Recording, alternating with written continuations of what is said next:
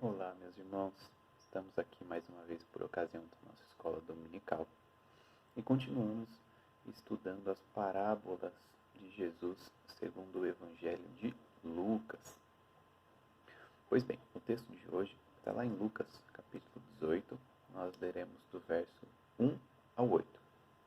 Eu vou ler, na verdade, peço que os irmãos acompanhem. Lucas 18, dos versos 1 ao 8. Disse-lhes Jesus uma parábola sobre o dever de orar sempre e nunca esmorecer. Havia em certa cidade um juiz que não temia a Deus, nem respeitava homem algum. Havia também, naquela mesma cidade, uma viúva que vinha ter com ele, dizendo: Julga a minha causa contra o meu adversário. Ele, por algum tempo, não a quis atender, mas depois disse consigo: Bem que eu não temo a Deus, nem respeito homem algum. Todavia, como esta viúva me importuna, julgarei a sua causa, para não suceder que, por fim, venha a molestar-me. Então disse o Senhor: Considerai no que diz este juiz iníquo. Não fará Deus justiça aos seus escolhidos, que a ele clamam dia e noite, embora pareça demorado em defendê-los? Digo-vos que, depressa, lhes fará justiça. Contudo, quando vier o Filho do Homem, achará porventura fé na terra? Vamos orar? Pai, nós te agradecemos pela tua santa palavra e te pedimos que o Senhor nos ilumine com o teu Santo Espírito para que possamos aprender mais de ti e colocar todo este aprendizado em prática para a honra e glória do teu nome e para que sejamos mais parecidos com o nosso Senhor. Em nome de quem oramos. Amém. Pois bem, hoje nós veremos a primeira parábola desse grupo aí de duas, uma seguida da outra, que ensinam sobre a oração e como, claro, que esta oração deve ser feita. A que veremos hoje diz que ela deve ser feita com perseverança, Lucas 18, do 1 ao 8. E deve também ser feita com humildade, como veremos na parábola seguinte, Lucas 18, do 9 ao 13. Muito bem. Primeiro nós veremos o contexto então da passagem. Lembrando, a parábola ela é uma história, normalmente não muito longa e bem prática, bem comum. É comum nós vermos a parábola e falar, isso é bem possível de que acontecesse mesmo. E essa, inclusive em especial, traz consigo uma contemporaneidade. Nós, ao vermos um juiz iníquo, podemos pensar, isso acontece ainda hoje, ou aquele juiz que não quer julgar a causa de alguém que necessita de forma justa. Nós vemos uma história como essa e podemos pensar, bem, isso é realidade ainda hoje.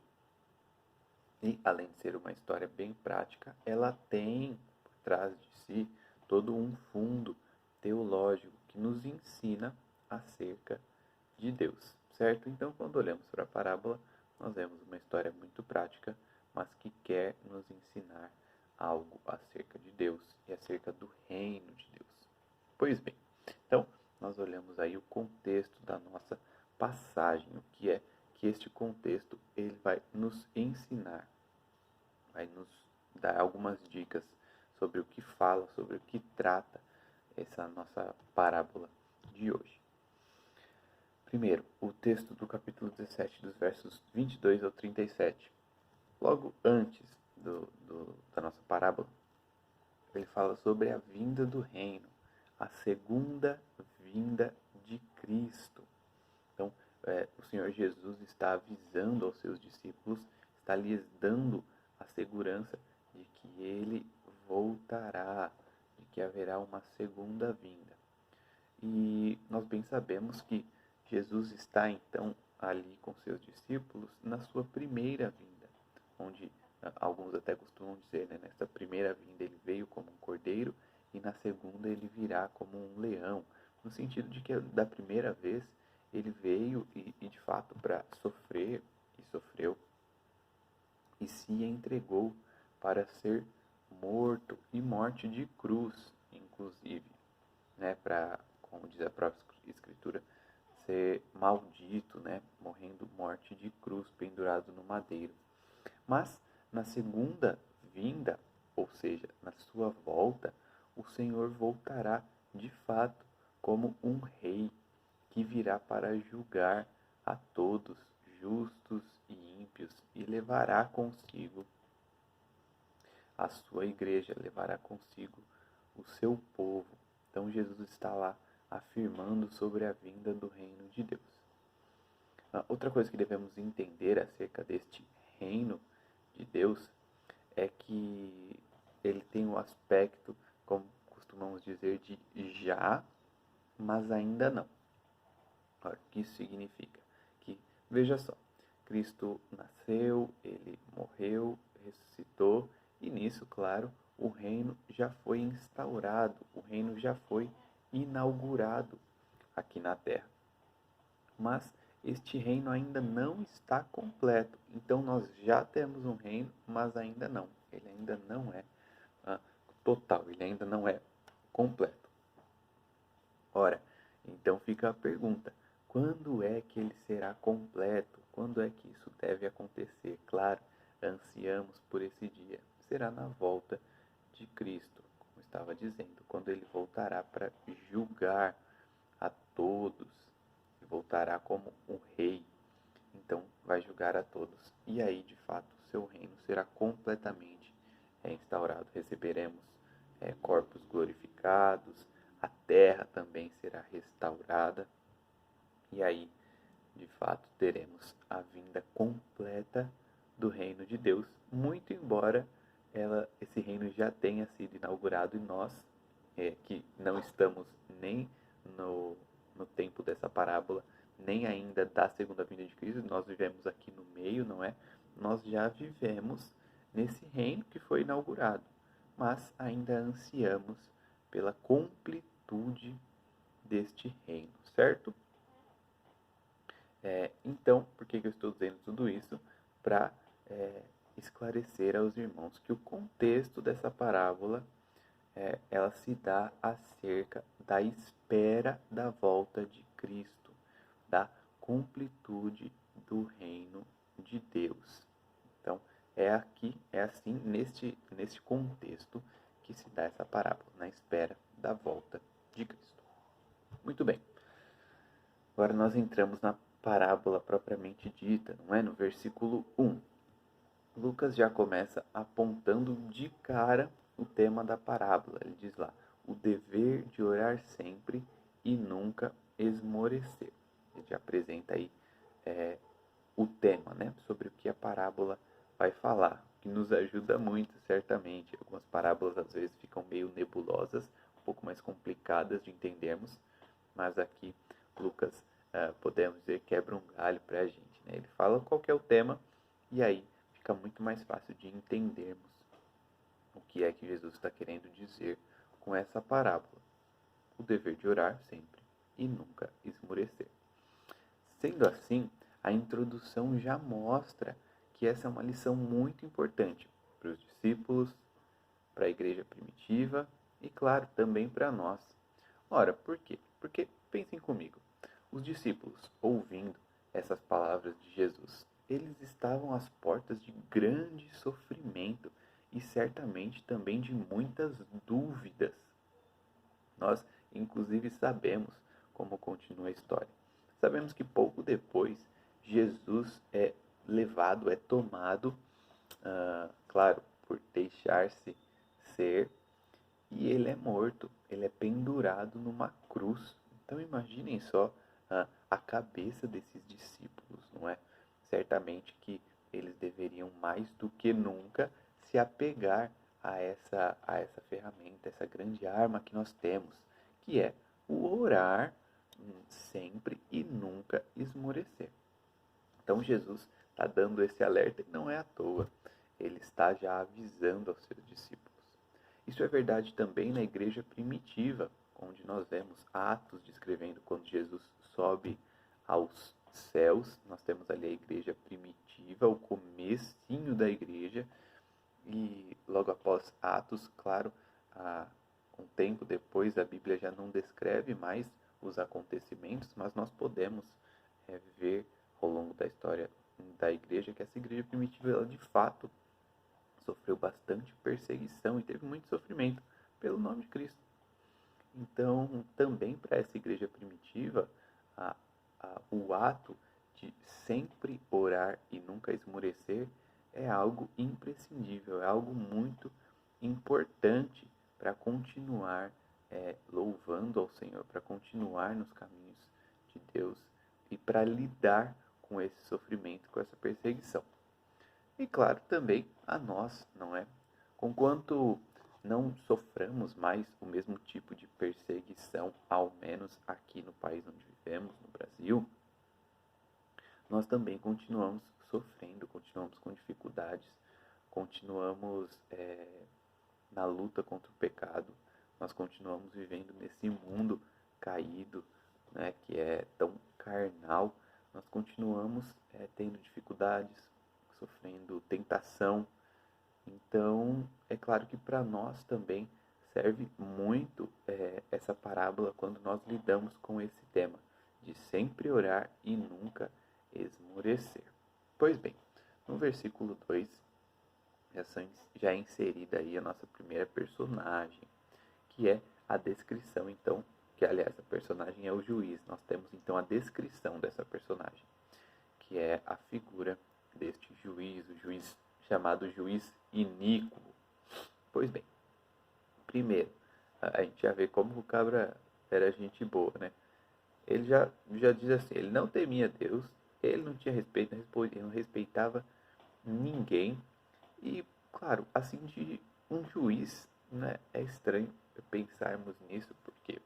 Porque se ele não teme a Deus, ele não respeita a ninguém, certamente a justiça, o senso de justiça desse homem era um conceito totalmente deturpado, totalmente quebrado, desviado, porque mesmo sendo um juiz, não tendo temor a Deus e nem respeitando homem algum, nós vemos que a justiça desse homem certamente é um conceito desviado da justiça que de fato deveria ser.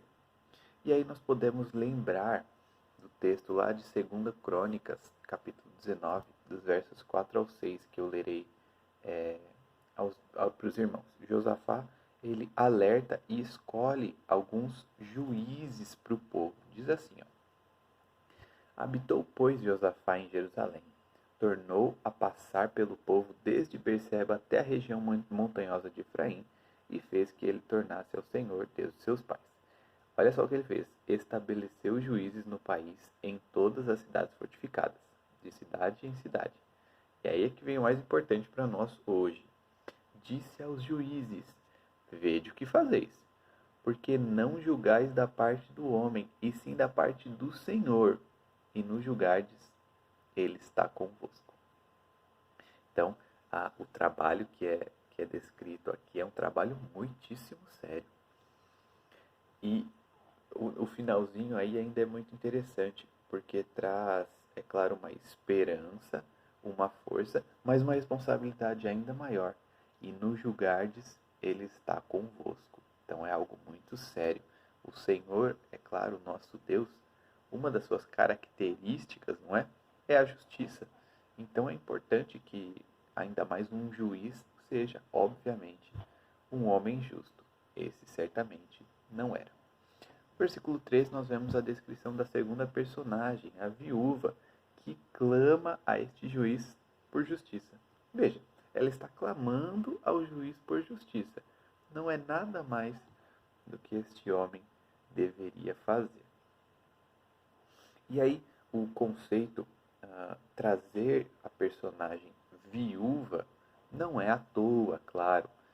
Ela representa alguém que não tinha ninguém a seu favor. Lembremos como era naquela época, não é? As viúvas, elas eram, de fato, desamparadas. Então, normalmente, quem trabalhava era o homem e sustentava a sua casa. Nós temos algumas mudanças já quanto a isso na nossa sociedade, é claro. Mas naquele tempo a coisa era muito mais complicada. Não tinha nenhum sistema, por exemplo, de previdência. Não é algo bom que nós temos hoje, naquele tempo nós não tínhamos. Então, um sistema de previdência. E quando o homem morria, a mulher ficava viúva e, bem comumente, passava por muita dificuldade, pela pobreza mesmo. Então, essa figura da viúva é a figura, de fato, de alguém desamparado, necessitado, que não tinha ninguém a seu favor. Mas a questão aí é que o Senhor, que o nosso Deus, Ele é a favor dessas viúvas desamparadas. E aí temos alguns textos aqui que representam bem isso. Êxodo 22, versículos 22 e 23, que diz assim: A nenhuma viúva nem órfão afligireis. Se de algum modo os afligirdes e eles clamarem a mim, eu lhes ouvirei o clamor. Então Deus está ali pronto para ouvir o clamor do órfão e da viúva, né? Aliás, inclusive na escritura, órfão e viúva costumam andar juntos. Ambos são desamparados, necessitados, não é? Embora aqui na nossa parábola nós vamos nos ater apenas à questão das viúvas. Pois bem, o texto de Deuteronômio, capítulo 10, dos versos 17 e 18, diz assim: Pois o Senhor, vosso Deus, é o Deus dos deuses e o Senhor dos senhores, o Deus grande, poderoso e temível, que não faz acepção de pessoas, nem aceita suborno, que faz justiça ao órfão e à viúva e ama o estrangeiro, dando pão e vestes. Então nós vemos aqui que Deus é a favor da viúva, entra ainda mais a questão do estrangeiro aí também, não é? E por fim, entre esses textos, o Salmo 68, versículo 5. Pai dos órfãos e juiz das viúvas é Deus em sua santa morada. Veja, é uma comparação muito interessante, né? Assim como ele é pai para os órfãos, ele é juiz para as viúvas. As viúvas necessitavam que a justiça fosse feita. Elas necessitavam de um juiz, de alguém que julgasse o seu caso, para que elas tivessem com o que comer, com o que se vestir, né? Com o que se alimentar. Então, assim como ele é pai para os órfãos, ele é também juiz das viúvas. Interessante. Esse texto certamente traz alguma luz para nós aí sobre isso, não é? Como eu estava dizendo para os irmãos, a mulher pede apenas por um julgamento. Ela deseja apenas a justiça, não precisa nada mais do que isso. Sabe quando você tem a plena certeza de que fez algo correto ou que está pedindo algo que é seu por direito?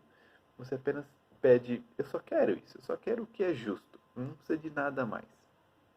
Assim pedia a mulher. Claro, a ideia aqui do texto, da parábola, não é dizer se ela tinha algum dinheiro para receber, se alguém, como dizem por aí, passou a perna e tomou o dinheiro que era dela, enfim. Não é a intenção do texto, mas ela precisa que a justiça seja feita, seja ela em que âmbito for. Então ela pede a esse juiz e ele não atende. E nós entendemos que, embora ela peça essa justiça, ela queira apenas a justiça, todavia ela é uma mulher. E uma mulher viúva num mundo de homens. Lembremos também do contexto dessa época, não é? Que não era como a gente vive hoje. Podemos definir de fato como um mundo de homens. Ela era alguém sem recursos num mundo de poderosos. Devemos pensar também. Isso um pouco mais parecido com o que temos hoje. Os poderosos que comandam as coisas, aí que dizem o que é certo e o que é errado, e de forma abominável, por vezes até dizem o que é justo ou não, não é? Pois é, por vezes, assim como ela é uma mulher no mundo de homens, como ela é alguém sem recursos no mundo de poderosos, nós também, nós somos cristãos num mundo um mundo sem Deus. Não que Deus não esteja no mundo, mas um mundo que não reconhece a Deus, na verdade. Então, podemos até mesmo passar por dificuldades e vermos injustiças sendo cometidas com o nome de justiça. Pois bem, os versos 4 e 5, então, caminhando um pouco mais, vemos que a viúva ela é perseverante. Ela de fato persevera, né? Ensinando aí pra gente essa questão de continuar orando e não esmorecer. E mesmo sem ser atendida por algum tempo aí, ela continua perseverando. E por meio dessa sua perseverança é que ela alcança o que ela buscava, o que ela queria. Do ponto de vista do juiz, nós vemos no texto, a atitude da mulher é de importunar. Então, o juiz ele não se importa com fazer justiça, com fazer o que é correto, com fazer o que agrada a Deus. Não, ele se preocupa em não ser importunado. E o juiz não muda o seu coração, mas faz o que deve ser feito para não ser molestado. É bem possível aí que na mente desse juiz estivesse passando a possibilidade de ter a sua imagem denegrida, de ter a sua imagem gasta, né? A mulher poderia espalhar por aí que ele não julgou a sua causa, enfim. A questão é que certamente o juiz não quis fazer o certo porque é o certo, mas sim porque estava sendo importunado. Seguindo um pouco mais para frente, nos versos 6 e 7, agora nós, na verdade, encerramos a parábola. Né? Jesus passa, então, a aplicar ela, a explicar um pouco melhor de como se dá. Para isso, ele se baseia na atitude do juiz iníquo, personagem da parábola. Veja esse juiz, né? Como que ele faz. E nós podemos, inclusive, analisar o texto de Apocalipse 6:10, onde os mártires estão lá clamando sob o trono de Deus, dizendo: até quando, Senhor? Até quando? De forma, inclusive, parecida, não é? Com essa parábola, pedindo para que Deus faça justiça. Pois é, e de fato, o tempo de Deus, ele pode por vezes parecer demorado. Pode ser que sob a nossa visão de homens finitos, nós olhemos para algumas questões e até pensemos, poxa, por que o Senhor não responde? Ou o Senhor está demorando em tomar alguma atitude? O Senhor está demorando em vir e me defender, vir e fazer alguma coisa, mudar o que está acontecendo? Mas de fato não é assim. Devemos lembrar do texto de 2 Pedro capítulo 3, versículo 9, que diz: não retarda o Senhor a sua promessa, como alguns a julgam demorada.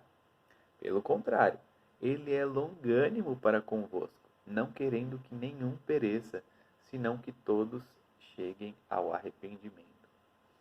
Quando nós pensamos que o nosso Deus ele demora para tomar alguma atitude ou para vir em nosso socorro em algumas ocasiões, nós devemos nos lembrar desse texto de 2 Pedro, que na verdade ele não demora, ele está na verdade sendo longânimo para conosco, nos dando oportunidade, inclusive ao seu povo, de arrependimento. E aí chegamos ao último versículo, onde vemos que, na verdade, o Senhor fará justiça depressa. Não, ele não demora, ele faz justiça depressa, ele vai resolver essas coisas todas. Seja a causa do órfão e da viúva, né? E o Senhor, ele tem o seu tempo certo, que, de fato, por vezes é diferente do nosso. Não adianta ficarmos pensando que é no nosso tempo que as coisas têm que acontecer, no nosso tempo que Deus tem que agir. Veja, irmãos, isso não é bênção. O Senhor tem que agir no seu tempo, porque nós somos finitos e Ele é infinito. Nós somos limitados e Ele é ilimitado.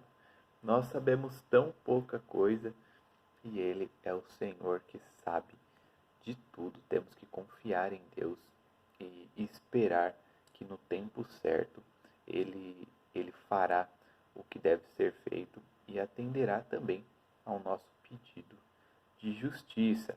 Claro, veja como estamos falando aqui, a volta do Senhor Jesus. Por vezes nós pedimos, né? Temos até aí uma palavra para isso, bíblica, Maranata, a hora vem, Senhor Jesus. E devemos ansiar por essa vinda, mas sabendo que o Senhor voltará no tempo certo. Pois bem, o Senhor então, o Senhor Jesus, ele encerra a parábola com mais uma pergunta. Quando ele voltar, ele encontrará fé na terra? Certamente esse questionamento não quer dizer que não haverá fé alguma, ninguém terá fé, mas que a fé, certamente, ela não será uma das características marcantes entre nós cristãos. E isso é algo muito sério, porque, de fato, a fé deve ser uma característica marcante nossa. A fé deve nos caracterizar. O ideal, é claro, seria que ao olhar para nós as pessoas pensassem, realmente, eles têm muita fé, eles de fato creem em Deus, eles de fato com muita alegria e certeza esperam aquilo que Deus prometeu, embora não possam ver, não possam enxergar. Nós esperamos e deve ser assim. Devemos então cuidar para manter a nossa fé, para que essa continue sendo uma característica marcante entre nós, entre a Igreja de Cristo. Certo? Vamos pensar então em algumas coisas um pouquinho mais práticas. O que é que nós fazemos com o que aprendemos na parábola de hoje? Primeiro, nós devemos orar a Deus buscando refúgio nele. E assim nós podemos vencer o medo.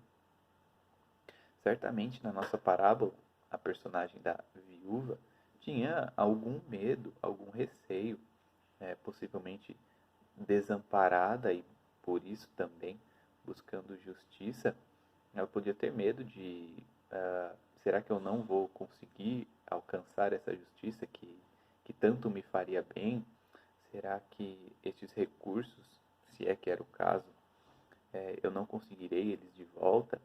Certamente ela teve algum medo, como nós constantemente também temos. Isso é normal, é natural. A questão é que nós podemos, de fato, orar a Deus e buscar refúgio nele. A oração é uma ferramenta muito, muito importante, imprescindível na vida do crente. Segundo, nós devemos persistir na oração. E essa deve ser uma característica nossa também. Assim como a fé, e é claro, essas coisas andam juntas, a persistência na oração deve ser uma característica do crente. Nós já vimos um pouco sobre isso também numa outra parábola anterior. Mas a questão é que o crente deve se apegar à oração, sabendo que ele tem a quem se achegar, que alguém ouve e muda as coisas, e esse alguém é o Senhor Todo-Poderoso, é quem cuida de nós. Terceiro, a nossa oração, nós devemos lembrar que a nossa oração ela é dirigida a um Pai amoroso, ao nosso Deus, e não a um juiz vaidoso, como é o caso da parábola. Portanto, assim como até mesmo um juiz vaidoso acabou por julgar a questão da personagem da viúva, quanto mais o nosso Pai, que é um Pai amoroso, nós não estamos orando para qualquer homem finito, para qualquer juiz que preocupe-se mais consigo mesmo do que com aquele sobre quem julga. Nós estamos orando para o nosso Deus, estamos nos dirigindo a Ele, podemos de fato confiar. E por fim, a gente pode ter a certeza que o Senhor voltará, e então podemos nos apegar a essa promessa maravilhosa. O nosso Senhor Jesus voltará e levará consigo a sua igreja, nos dará corpos redimidos, glorificados, e então teremos uma eternidade vivendo sob ou diante da glória de Deus. Então, de fato, Maranata, a hora vem, Senhor Jesus. De fato, Ele virá no tempo certo. Podemos ter essa certeza, tenhamos fé nisso e continuemos orando sem esmorecer. Vamos orar para encerrar então o nosso estudo de hoje. Pai, nós te agradecemos porque o Senhor é Deus bondoso, o Senhor não é um juiz humano qualquer, injusto, mas é o próprio Deus, que é a própria justiça. Obrigado porque podemos nos achegar a Ti, obrigado porque podemos também ter a certeza da volta do nosso Mestre, do Senhor Jesus Cristo. Te agradecemos essas coisas, pedindo, nos dá de termos esta fé, de que seja característica nossa, de fato. Pedimos isso no nome de Jesus. Amém.